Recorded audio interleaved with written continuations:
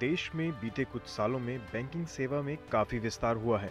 बावजूद इसके कई बार लोगों को वित्तीय लेन देन संबंधी समस्याओं का सामना करना पड़ता है। इसमें कई बार आपकी समस्या का समाधान हो भी जाता है और कई बार नहीं भी होता है। कई बार बैंक की लापरवाही से भी आप परेशान होते हैं। ऐसे में अगर बैंक आपकी समस्या का समाधान नहीं करता है या टाला मटोल वाला रवैया रखता है तो आप अपनी शिकायत बैंकिंग ओम्बुड्समैन में कर सकते हैं। हालांकि यहाँ शिकायत के लिए आपको कुछ बातों का ध्यान रखना पड़ेगा। ध्यान रखें, सबसे पहले अपने बैंक के पास शिकायत दर्ज करें।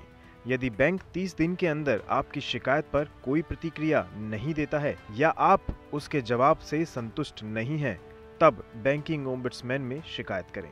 यहाँ आपको इस बात का ध्यान रखना होगा कि बैंक से जवाब मिलने से लेकर 1 साल के अंदर आपको बैंकिंग ओम्बुड्समैन में शिकायत करनी होगी। जब आप बैंकिंग ओम्बुड्समैन में अपनी शिकायत करें तो इस बात का ध्यान रखें कि आप उसी बैंकिंग ओम्बुड्समैन में शिकायत कर सकते हैं जिसके अधिकार क्षेत्र में आपके बैंक की शाखा आती हो।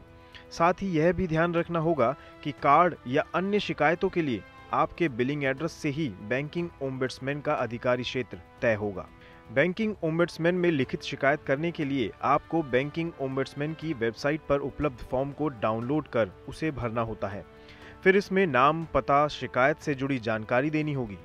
फॉर्म को भरने के साथ ही शिकायत संबंधी दस्तावेज भी जमा कराने होंगे।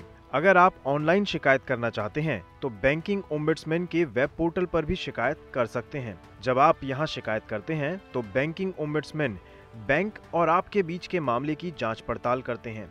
उनकी यह कोशिश होती है कि बातचीत से दोनों पक्षों के बीच समाधान निकल आए।